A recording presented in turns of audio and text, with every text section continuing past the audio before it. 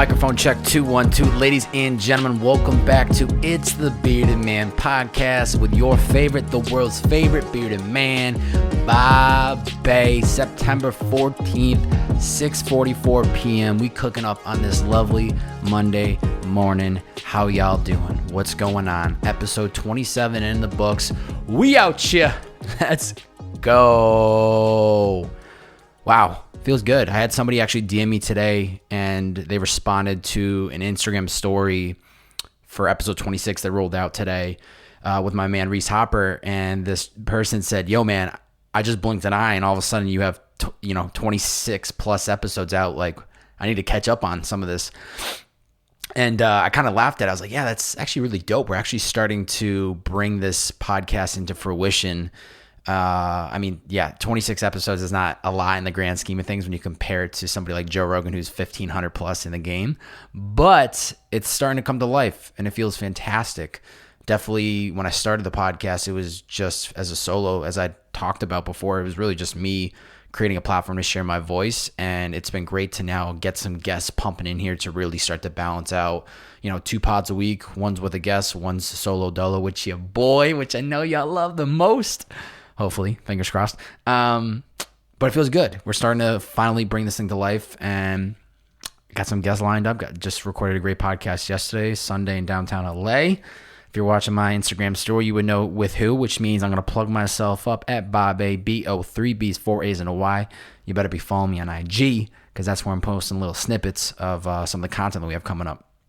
So yeah, super excited. Episode 27 today. Let's clap it up. One small win at a time. We're building this podcast from the ground up. Let's go. But today, like I said, episode 26 dropped today with my man Reese Hopper, who, incredible guy. I had literally started the intro of his podcast. One of the most genuine, gentle, and great-hearted people that I've met in LA.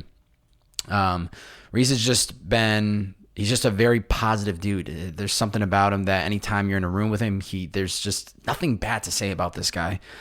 And I met him through Jeremiah Davis. Most people know him on Instagram as @that1blondekid.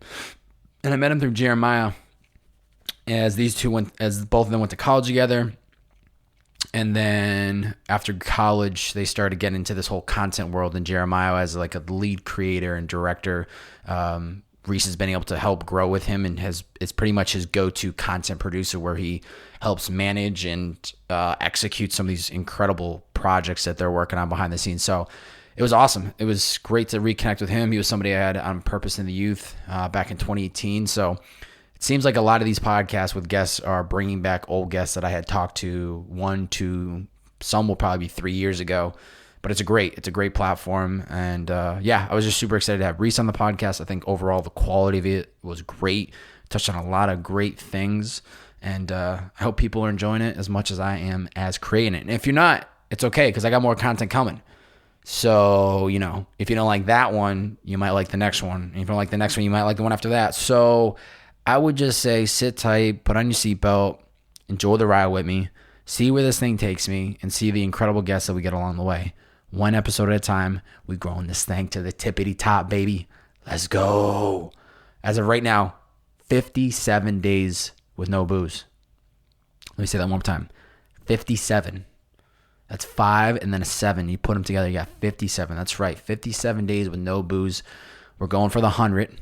The 100 Club. The 100, which will be at the end of October. We're going for it. We're already more than halfway there. I'm already committed. I'm already locked in. There is no option B. I had somebody say, "Yo, man, I hope you make it to 100. No. It's not hope. Hope doesn't sound too confident. Hope doesn't sound reassuring. Hope doesn't sound like, yo, he's going to do it. It's kind of like, he's on the fence. Don't really know if he's going to make it. Oh, no, we're going. We're going full throttle to 100, and we're popping a bottle of champagne at that 100 mark. So believe me, we're getting there. But as I've said, I feel great.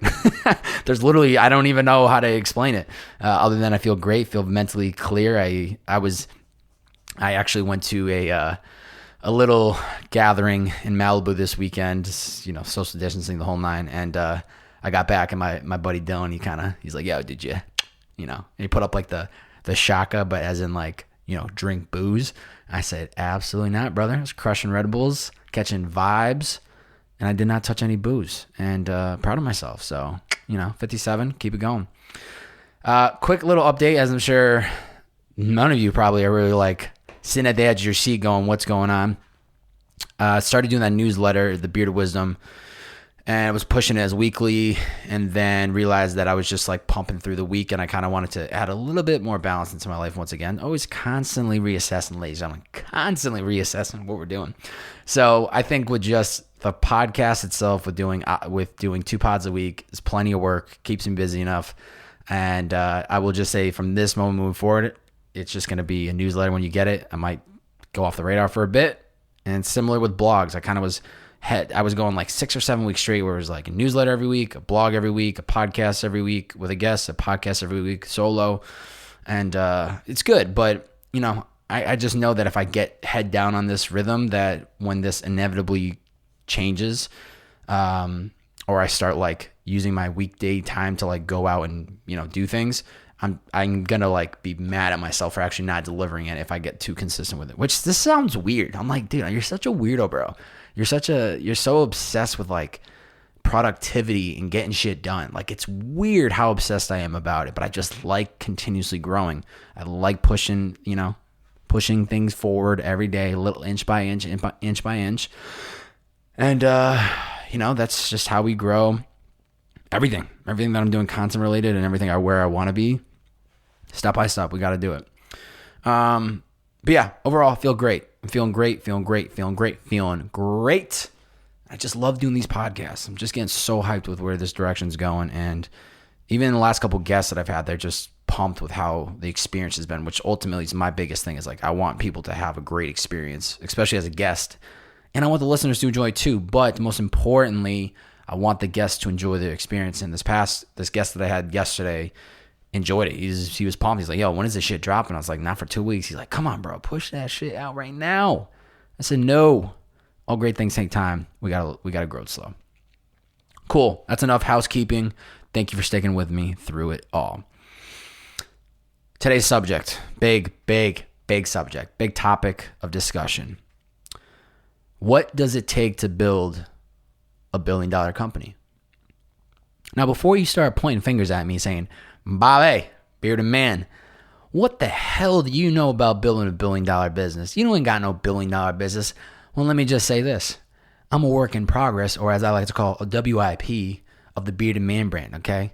You can't see me on the audio, but you can hear me. And believe me, we're turning this beard into a $1 billion beard. So give me some time. But although I have not personally built a $1 billion brand, I have been very fortunate over the last 10 months, almost 11.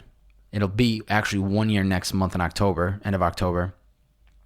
I have been on a very incredible bus ride with a handful of talented individuals. Liquid I.V, if you didn't guess it, if you didn't know. I work for a company called Liquid I.V. Did you know that? I'm sure you do, because I talk about it all the time. So 2 weeks ago from today, September 1st, Liquid I.V announces they're getting acquired by Unilever. I don't know if you guys and gals know who Unilever is, but it is a British-Dutch consumer goods company, massive, worldwide. They own Axe, stuff that men's spray, like Axe. Come on, everybody knows Axe. I used that in 6th grade. I thought that was deodorant. It was not deodorant. Like the actual spray, I don't know what I was thinking, but I thought that was deodorant. Breyers, Breyers. That's like I think that's a yogurt company, and they have ice creams, and they're just massive. You can go to I guarantee you, wherever you live in the world, well, U.S. for sure, but probably outside of the U.S. too, you can find their products. They also own Dove. They own Hellmann's, which I believe is like the mayonnaise company, which is huge. They own Lipton. They own Magnum. They own one of my favorites of all time, Ben & Jerry's.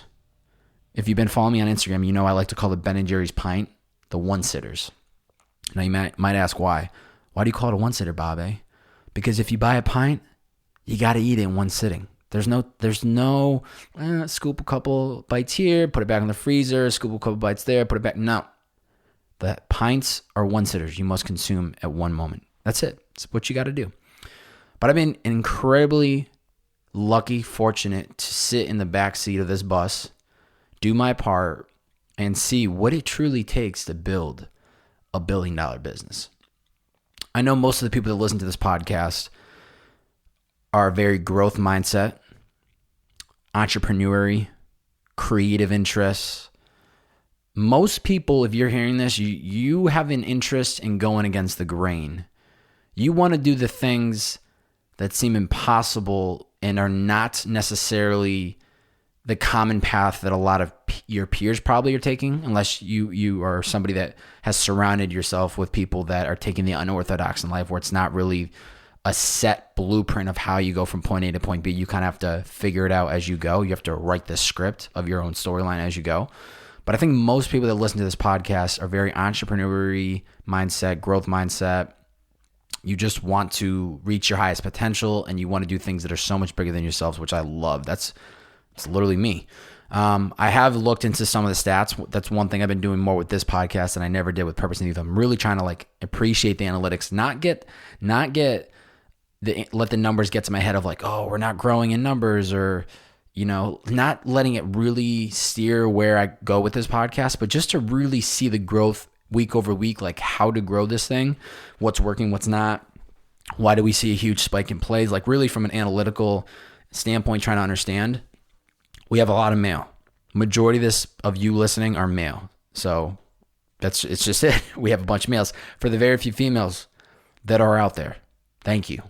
We appreciate you. I wish this was split down the middle 50-50, half male, half female. That would be lovely, but it's majority male skewing. With all that being said, and explaining who Unilever is for those who don't know who they are, I think it's extremely, what I've been able to see, I know is valuable. And it's a priceless experience that I could have never, I couldn't have written a better opportunity than this, taking this job at Liquid I.V. The first job I've technically ever had, ends up getting acquired by Unilever. Liquid I.V. is a $1 billion brand. So let me just say this. This podcast is not about going into what happens behind the scenes of Liquid I.V. I'm not here to tell you anything that I'm not supposed to be saying. I'm here to give you guys and gals a high-level bird's eye view of what I have seen in 10 months of what it takes to build a $1 billion brand. Mind you, Liquid I.V. was founded in 2012, 2013. There's pretty much 7 years of work that happened that I was not a part of. I was not there to see it. I joined in at the right time, and what an incredible 10 months to see this moment. And it's not 10 months and now it's we all part ways. There's a whole nother chapter, which is really extremely interesting, because when I used to hear a company gets acquired, I thought it was just one thing. It's just they got bought out, see you later. Let me just say this. During business school, I think I started to recognize and understand that's not what happens. But even then, I wasn't really taking courses that was focused on getting acquired. I was taking marketing, creative classes. It had nothing to do with actually investment banking, financials, anything like that. And so in real time, I'm seeing also what it means to get acquired, and how there's so many different levels where some people can get bought out and they have an exit and they leave. Sometimes companies get bought, they literally they clear house, they get rid of all employees, they restructure what the internal goals are, and they bring in all new hires, and then they train them to follow certain guidelines, or you could say guiding principles. So I'm seeing in real time, one, when you get acquired, how different how that just case by case, it can mean a million different things. And then two, just ultimately what I wanted to dive into today is some of these characteristics of what I'm seeing, or what I've seen, that it is what it takes to build that $1 billion brand. I don't know what your aspirations are. I don't know what your goals are. I think it takes a very certain individual, leader, CEO, and it just takes a certain type of person to really want to build a $1 billion brand. If you write that down and you look at it on a piece of paper, that's a 1, 0, 0, 0, comma, 0, 0, 0, comma, That's 9 zeros on a piece of paper. If you have the chance and you have a moment right now, I want you to really, literally write down 1,9 zeros and look at how massive that number is. I'm very much an optimistic person. I think you most probably would all know that by now. Do I think we all have it inside us to do that? If we really put our mind to it and we stay disciplined and we follow some of the things that I might talk about today, I think it's possible. I really do believe that we can accomplish any goal that we set our mind to. We have to be realistic. If I wanted to join the NBA tomorrow, shit's not going to happen. No way is the bearded man getting in the NBA. It's just not happening. There's certain things I have to be realistic about. We need to be realistic about. There's other things where you kind of have to dream big. And you have to really stick to your true north of what you believe you want to do. And you have to ignore haters and people that even try to get you to not do something. So we're going to dive into these characteristics. As always, I don't have all the answers. These aren't the only characteristics of a $1 billion brand. This is just from what I've seen in the last 11 months. You can take it for what it is. You can call me and say, Bobby, you don't know what you're talking about. Hey, if I don't know what I'm talking about, start your own podcast there, bucko. All right? So, and I hope you guys are laughing because I'm just such a cornball. I am such a cornball, and I'm so authentically just I am who I am. I'm the bearded man, ladies and gentlemen. Okay, cool. Let's get serious. Let's really dive into this. 5 characteristics of a $1 billion brand. Here we go. Number 1, product and service that fills a need in the market. That's the most important thing. Whether it is a product or service, this $1 billion brand, if that's what you're trying to build or somebody's trying to build, you have to bring something to the market that people need. You need to fill a gap in the market. It's important. That's the first step, right? And it's not always about reinventing the wheel. It's not thinking something from scratch. Like when you think about Uber, that wasn't necessarily reinventing the wheel, but it just had never been done before. Ordering a taxi to your doorstep with your phone has just never been done before. We had called up taxi services before and they would come pick us up. It took out the middle person. Maybe you could argue the person that you're actually calling, the taxi service person who's on the phone line booking all the taxi drivers, and it went right to your phone. So a lot of times I think we're not necessarily reinventing the wheel. We're just finding gaps in the market that there's a potential need. And that's the first step in it. So for example, once again, I was not part of the company in 2012 for Liquid I.V, but essentially from what I know, Brandon Cohen, the founder and CEO, he was working for the Arizona Diamondbacks. He saw a bunch of professional athletes drinking Pedialyte, which is a hydration brand, hydration type style company product that's made for kids, I think mostly. I've taken it when I was hungover in college. I think that's what most people know it as. And so he sees professional athletes taking it. And then there's, from what I know, there's a light bulb moment. Well, why aren't they drinking something that's, more beneficial for them? Gatorade has a lot of sugar, but this Pedialyte's made for kids. Boom, Liquid I.V is born. He goes down the rabbit hole, builds out the science. The rest is history, as they say.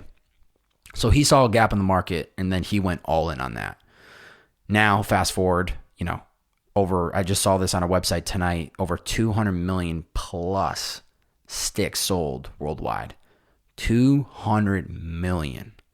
So it went from an idea to over 200 million of these products of Liquid I.V sticks sold around the world.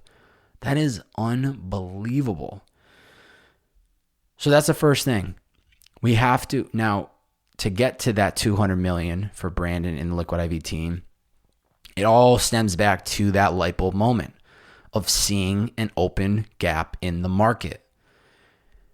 And I think just from that light bulb moment to then actually following through and getting just the product itself produced takes so much belief in yourself and ambition and relentlessness, because immediately you think, oh, there's something that's like, there's a potential open gap in the market. But then you immediately start having this voice in your head telling you, you're the devil inside you, or as I like to call pessimistic Pete. You start thinking about how much work it's going to take to do this. Oh, it can't be possible. How has anybody not ever thought of this? All these things start chiming in your head, but you have to block that out. And if you feel passionate about what you see in the market, that's where you have to go. You have to see the gap and go for it. A quick and easy example for me was when I started Purpose in the Youth podcast, how I got into podcasting, how you're even listening to my voice right now. I was looking for a podcast focused on young, passionate people. I surveyed the market, couldn't find it, was already thinking about starting my own podcast. And then the light bulb moment happened of, well, if I can't find the podcast I'm looking for and I want to start a podcast, why don't I just create it? And that's what I did. And I built the thing that I saw a gap in the market, and it got me to where I am today. So first characteristic of a $1 billion brand, product and service that fills a need in the market. Easy. Needs to be done. Doesn't have to reinvent the wheel, but you got to find something. There's a gap where it hasn't been done before, or you have to find a way that you're going to bring it to the next level. The next thing, and there's no true order to all this, so don't just take it all with a grain of salt. Next characteristic would be a mission bigger than making money. I think this has been extremely important in the e-commerce world now more than anything. People want to spend their money and know that some portion of their money is going to something bigger than themselves, and it's actually helping the world. So not only are they paying for a product and service that they want and desire, but they also feel good knowing that not only are they getting the product they want and desire, but they also know that some of their money is actually helping to something bigger, like a bigger cause, just something. It could be, and I'll give some examples in a second, but people want to know that not only does this product and company make them feel good, there's an emotional connection. They also want to know that that money is going to something bigger. So, example, Liquid I.V. Change the world. CTW. That is literally the heart and soul of Liquid I.V. And this all started back, I don't know what year it was when Brandon and the team made that first donation to, I think it was a food shelter in downtown LA. At the time, they donated 306 a product, which is, you're still, something is better than nothing, right? And I bet at that time when they donated those 300 sticks, that was a lot. That was a lot to give away. Now we're at the point where we've donated over 5 million servings worldwide. That 300 doesn't even feel like a penny in the bucket because we just donated so much when you scale it. But at the time, that was a step in the direction of where it would take the company. Donating 300 sticks to a food shelter in LA. Once again, I hope I'm right about all these facts. I could be wrong. But I believe it was 300 sticks to a food shelter in LA. And then time of continuously doing that, it then goes from 300 to 1,000, then 10,000 per time. And then now we're just, we have pallets. Literally, they get shipped around the world, which is just unbelievably mind-boggling. But yeah, I think that people want to know their money's doing something bigger. Two other great examples of companies that have done this before, Tom's shoes, 1 for 1.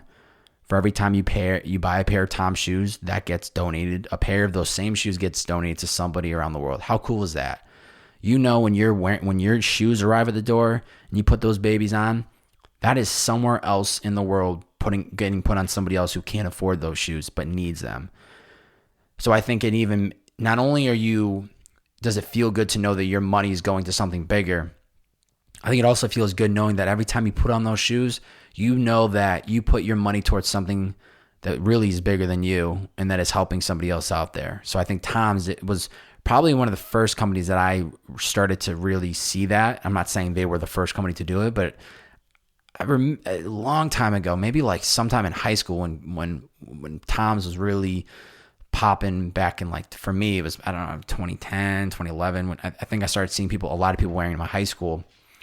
And I just remember, like, the concept. I was like, man, I don't think I had at the time ever heard of any other company doing something similar. And then another great example, I believe Warby Parker, which is a glass company, eyeglass company, they do something very similar where it's buy a pair, give a pair, which is awesome. So, every pair that I believe is bought, they donate to probably somebody that's in need. So similar with Liquid IV, we donate X percentage. That's not something that I'm involved in, but over 5 million sticks donated. That's a hefty amount of product. So I think people really do appreciate that. I think people not only appreciate like Liquid IV and the product itself and the hydration and the energy and the sleep and how it actually helps them in their day-to-day lives, but I think it feels good knowing that while they're consuming something that's helping them throughout their day, I think they know it's helping something that's bigger than them, the CTW. I'm telling you, it is literally like the core of the culture. Change the world. It's just part of Liquid IV, and I think it's just been a true north thing. I don't mean thing. It's been a true north mission for the company, and it's helped guide decision making, especially in the last 6-7 months, given COVID and everything that's been happening. So secondly, I think in order to build that $1 billion brand, there's got to be a mission bigger than making money. Yes, you can have you can see a product, you can build a product or have a service that fills a need in the market, but I think there also needs to be a component that it's more than just making money. There's some give back. There's some way that it's helping do greater good. And maybe it's not giving back or donating. Maybe it's just making sure that the supplier for the company of the product that's made, everything's checked off and there's no, youth labor, child labor. There's just plenty of ways that companies can do their role on helping the world. And so I think that's important. Number 3, before we get into that, I got to have a sip of water. You guys and gals knows how this goes. Solo, dolo, B.O.B. I need the water.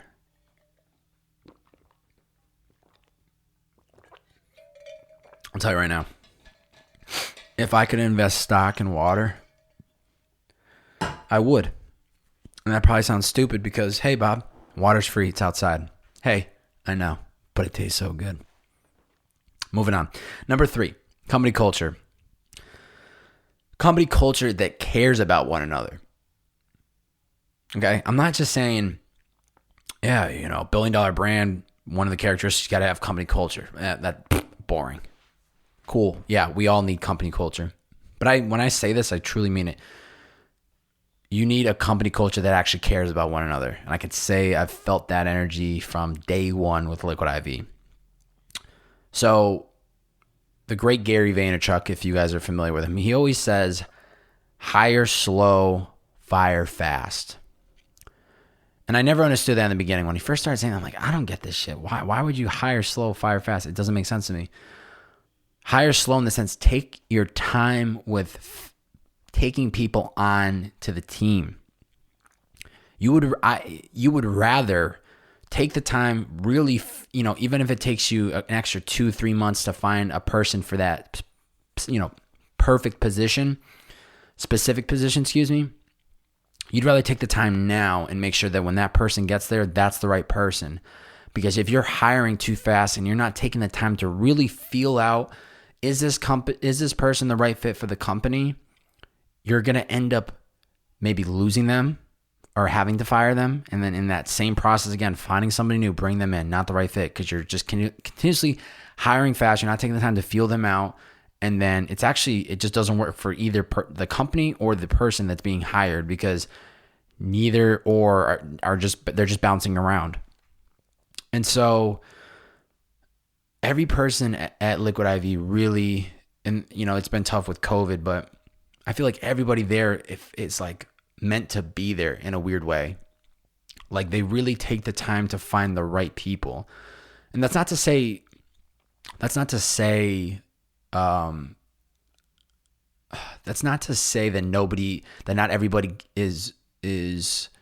not everybody deserves a chance to work for Liquid IV. It's just sometimes it doesn't fit. And it could be what your goals are, what skill sets you bring to the table, what your interests are.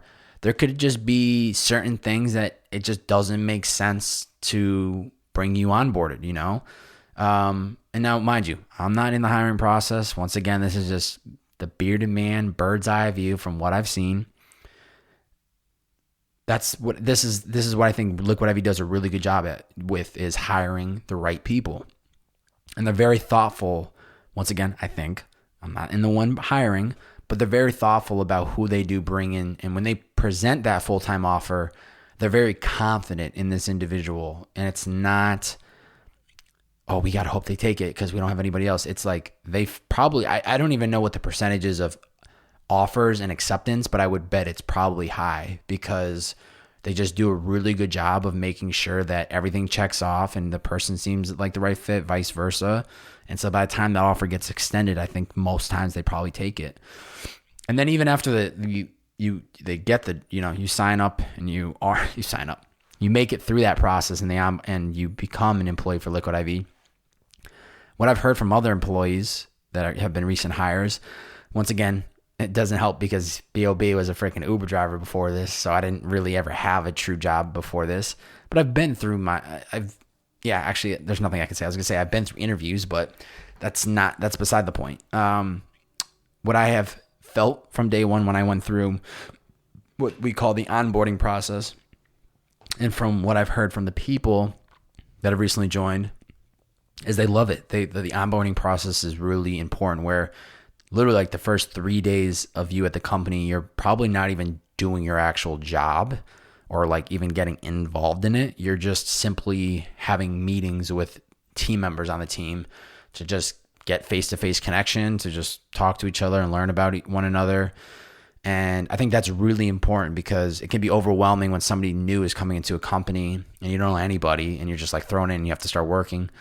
Liquid I.V's done a great job where it's like, welcome to the team, but before you even get started, we all want to get to know you. And that way, by the time you even start working, I think it helps people because they're not afraid to ask questions because they've started to get face-to-face connection with people. So I think the onboarding process through Liquid I.V has absolutely been incredible. I think they do an excellent job of how they do it.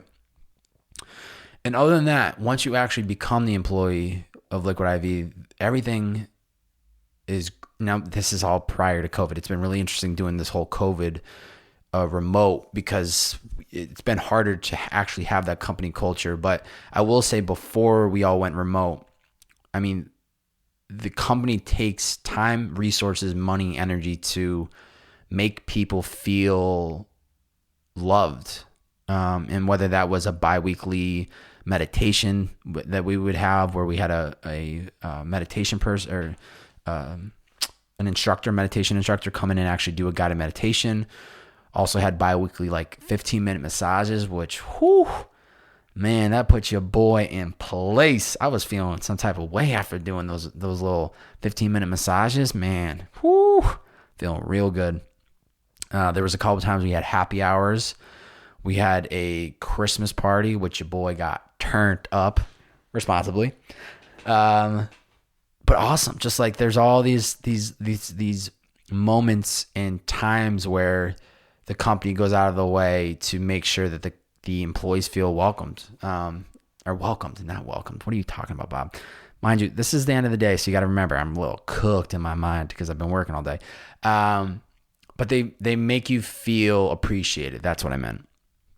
And I remember even right before COVID hit, there was like a surprise employee appreciation day. I don't remember if it was a nationwide holiday, if it was just a surprise day, but for like 2 hours, we dipped out of the office, went to a local park, tossed around some frisbees, played some games, had some lunch. It was pretty cool. But ultimately, I think the company culture helps people be really comfortable with the people they're working with, which I think then just helps people do their job even better because you're friendly with everyone. You're very authentically you. You're not afraid to speak up.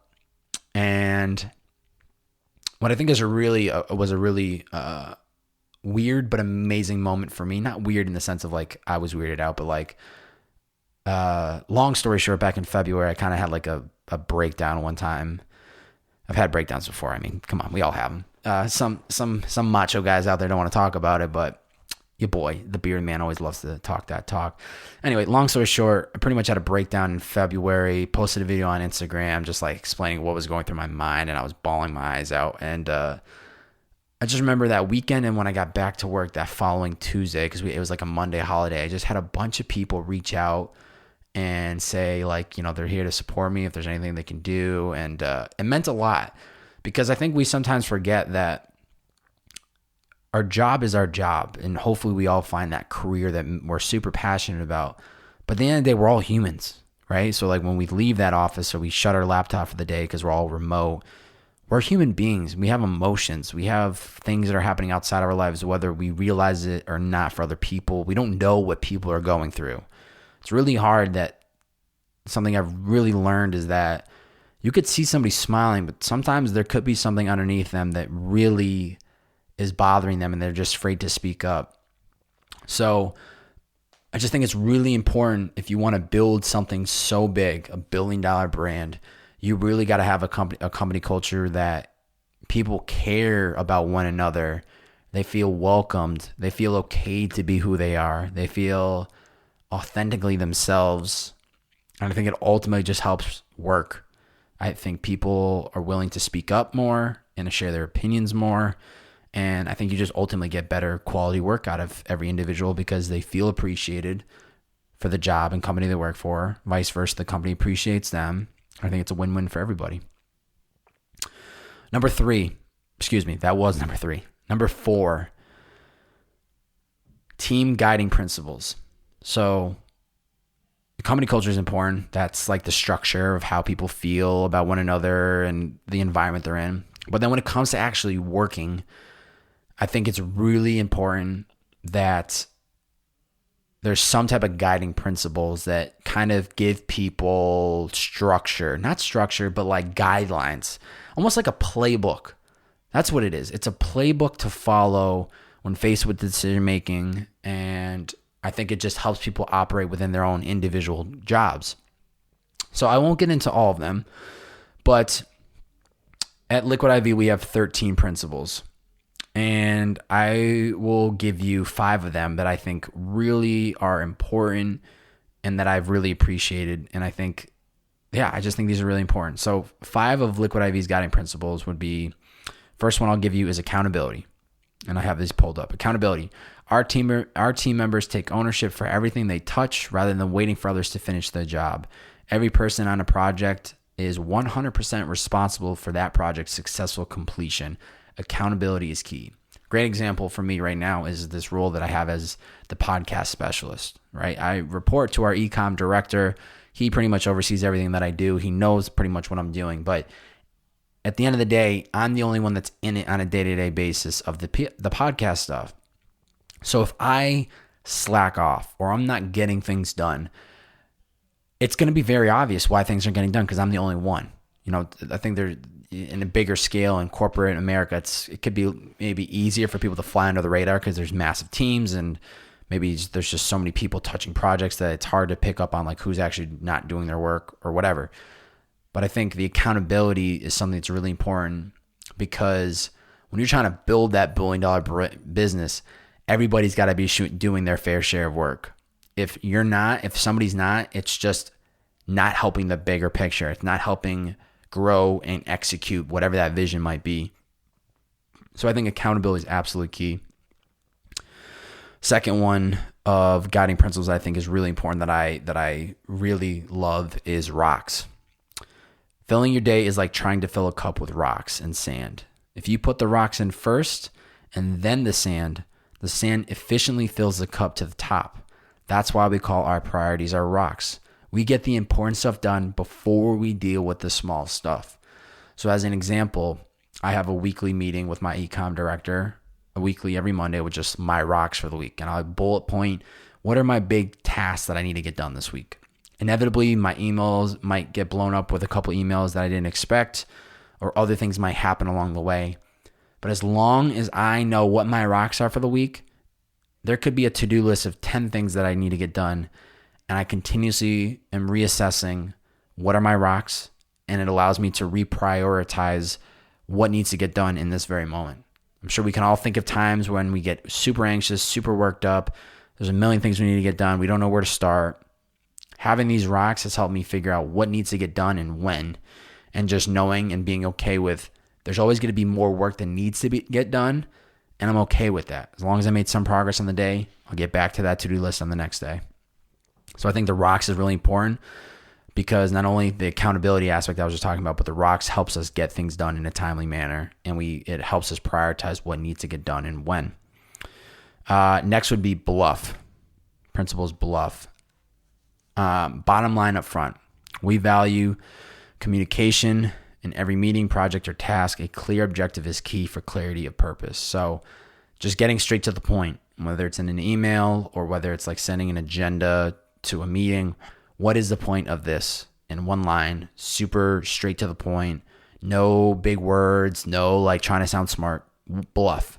Bottom line up front. Sometimes we send out emails and the last thing, there's paragraphs in this email, but what we really need to do is take that last ending question and put it up front so people know what they're clicking into. I think that's really, really important if you're trying to build a $1 billion brand. Fourth one would be test to scale. Love this one. Not everything is scalable. We identify which of our processes can be scaled and start small, planning and mastering the formula before we expand at the largest level. We always push ourselves to think bigger. I love that. Liquid I.V is really great at allowing its employees to bring ideas to the table, test it at a small scale, see what works, what doesn't work. Once you find the formula, once you find something's working, go big with it. And it's a genius thing, and it's great to allow employees to do that because it's giving employees the ability to bring ideas to the table, to execute on them, and to reassess, did this work, did it not work? And then if it does work, keep going with it. So I think that's huge, test to scale. And then the last one is the problem is the portal.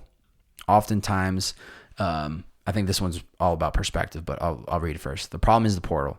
Rather than being judged on the problem, a team member is assessed on their reaction to the problem. We are building a culture in which it is okay to make mistakes and unacceptable not to learn from them. Oftentimes, our biggest challenges become the opportunity for our biggest triumphs. So instead of looking at a challenge as like, oh, I don't know what to do, I'm screwed, I'm in trouble, what can we learn from it? How can we use this problem as the portal to getting us through to the next big chapter? I think a great example with Liquid I.V was when COVID first hit. That was a massive problem. How can the company get through this? We can donate sticks. We can help people out there on the front line who are trying to, help this world change and fix this issue, this pandemic that we've been dealing with. And so I think that was a great example of the company stepping up and actually following through with the problem is the portal principle. So high level, essentially, I just think it's really important for if you're trying to build that $1 billion brand, you got to set guidelines and you got to set structure. You have to kind of give employees in your team playbooks to live by. So everybody's on the same page. Everybody follows these set of rules. And I think it helps keep everybody on the same page ultimately. It's a playbook. You know what I mean? Like there's no team, there's no professional sports team that wins not having a playbook. They need a playbook to all be on the same page. And I think that's extremely, extremely important. Last characteristic of a $1 billion brand, very important. I think these all balance and are all equally important, but this is really important. Leadership that leads by example. I can tell you right now, Liquid I.V leadership, they're not just sitting at their desk, pointing their finger, telling, you go do this, you go do that, you go do this, you go do that. They balance a lot. There's a lot of pressure on their shoulders being at a high level from what I've seen. And they lead by example. What they preach, what they practice, or is that how does it go? Preach what you practice? I don't know. I'm cooked. Practice what you preach. Yes. I'm tapped out. But yeah, the high level executives do not just sit there with their feet up and kick it. The level of what they're operating and the decision making they have to make is unbelievable. I can't even imagine just to kind of, like I said, be in the back seat and be on the bus to see this rocket ship grow has been absolutely incredible. But man, they operate at a different level. They're actively thinking 10 steps ahead than where we are today. When this whole Unilever announcement came, it's crazy to me because that's a process that for sure was happening behind the scenes of the company for probably close to a year. And that's when you're trying to build something so big, you're constantly thinking ahead of time. You're not like, let's create a new flavor and let's roll it out next week. These executives and top level people are planning this out months, possibly even years in advance. And so to have that patience and that big picture vision and to break it down into small steps on the day-to-day grind is just phenomenal. It's just another level of execution that I have never personally been a part of until joining the company. So to see that at scale has just been incredible. And kind of similar to what I was saying earlier about a company that encourages its employees to bring ideas to the table and test them and then, take them to scale. The leadership from the top down really encourages growth and welcomes ideas. I know that if I reach out to anybody on the team and I have a question about something, they're there to answer it. Or if I need more clarification, they're there. They welcome ideas and they encourage the growth. And ultimately, these leaders are absolutely meticulous. That was the word that came to my mind when I was thinking this through. And I Googled meticulous. And the definition of meticulous is showing great attention to detail, very careful and precise. Showing great attention to detail, very careful and precise. That's what it is to be absolutely meticulous. And that is absolutely what is necessary for any leadership in $1 billion brand.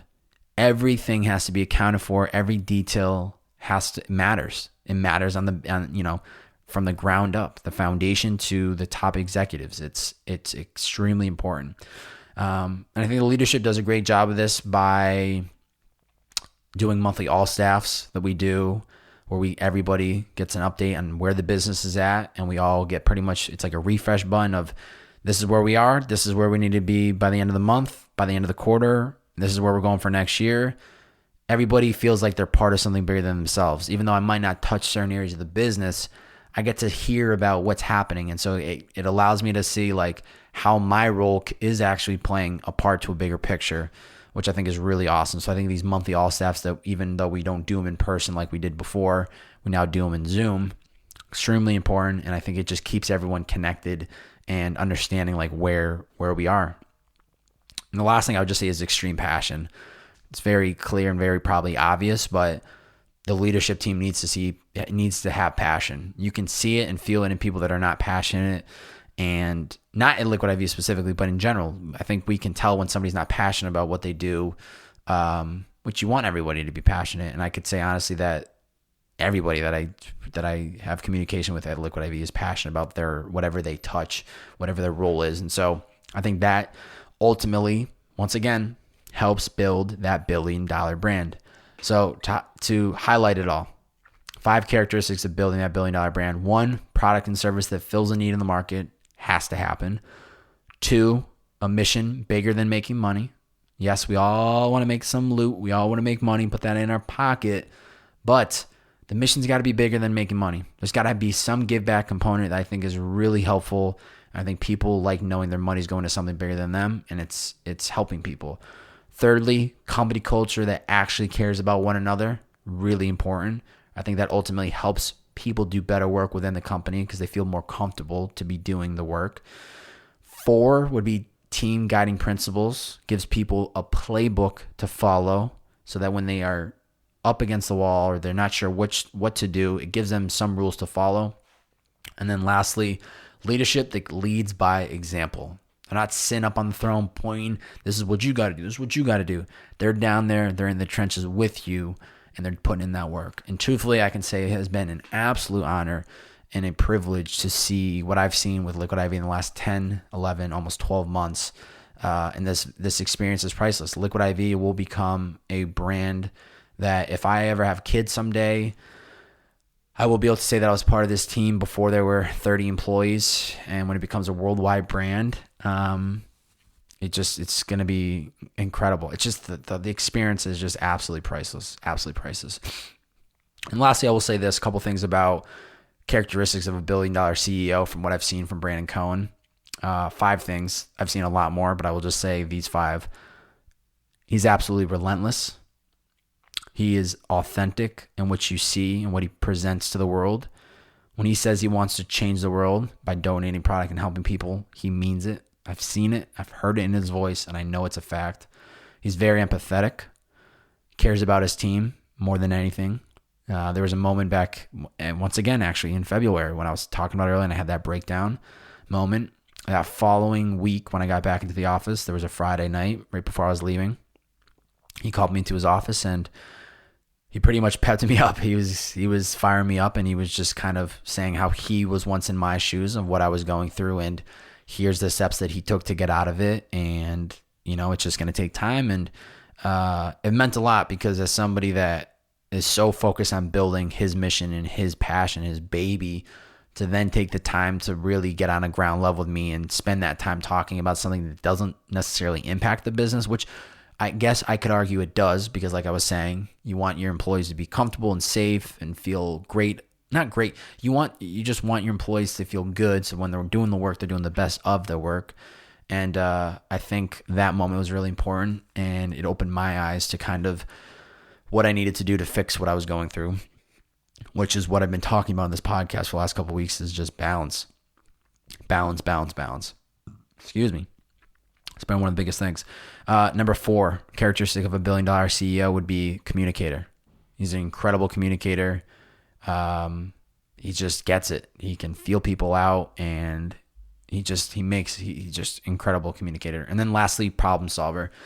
Once again, this pandemic has definitely put him and the people, the high level executives, into really tough positions on decision making they've had to make, and things that the public might not have seen behind the scenes for company, and nobody might know, just like the big high level decisions that any CEO and founder has to make alongside their executive. And so I think to just see how Liquid I.V has navigated these last 6 months has been incredible, and it just has showed me so much. It's just been an honor to be a part of it. So I hope this provided some insight as to what I believe are some of the main characteristics of building a $1 billion brand. It's not easy. It doesn't happen overnight. It takes a certain type of person to do it. But do I think we all have it inside us? I think so. I think when it comes to business, sports and stuff like that, you have to have certain characteristics and traits about yourself. And if you're not tall enough, or your arms aren't long enough, then maybe you won't be able to execute in that specific sport. But I think when it comes to business, everyone's on a level playing field. And one important thing that I've learned is that find the things that you're really strong at, bet on those strengths, and find people that their strengths are your weaknesses. And that's what I've seen at Liquid I.V. And Brandon, from the top down, will be the first to tell you. I love, I think there was a clip of a podcast he did one time where he was talking about how he loves, it was talking about the process of growing, getting the company so much bigger, and then not touching certain things within the business. But he kind of talked how he loved now being at a point where when he takes his meetings within his internal teams, he enjoys sitting down with these experts in these areas, and now they are teaching him about things that are happening within that individual part of the business. So I think that was really cool and something insightful to hear. So yeah, that's it. $1 billion brand, Liquid I.V, probably $1 trillion brand at some point in our lifetimes. I'm buckled up. I'm on the rocket ship. I'm not steering this thing, but you better believe I'm sitting in the back seat with my hands in the air, freaking dancing, going crazy. If you guys and gals enjoyed this podcast, all that I ask is please, please, please screenshot this episode, post it to your Instagram story, tag me at Bobabe, B-O, 3 B's, 4 A's, and a Y. It is absolutely crucial for us to grow this podcast from the ground up organically. We're not pumping ads behind this. We're not doing anything but building it by the word of mouth. So please take the time right now, screenshot it, post it to your IG story, tag me at Bobabe, B-O, 3 B's, 4 A's, and a Y. I don't care if you're somebody that does it every week or you're the homie and you're like, I don't want to ride my homie and post it all the time. Do it. It helps so much and I appreciate it. And it's just plus brownie points. If I see you always sharing it out, I'm like, yeah, my boy, he's helping me out. Or maybe that's my girl, she helping me out. You know what I'm saying? I hope you guys and gals have a great rest of your day, morning, night, whatever you're doing. If you're jogging, you're working on a project, doing your laundry, cooking up food, maybe about to record your own podcast. I don't know what you're doing, but whatever it is that you're doing, do it great. Have a great rest of your day, night, and I will talk to you guys and gals soon enough. It's the Bearded Man signing off. See ya!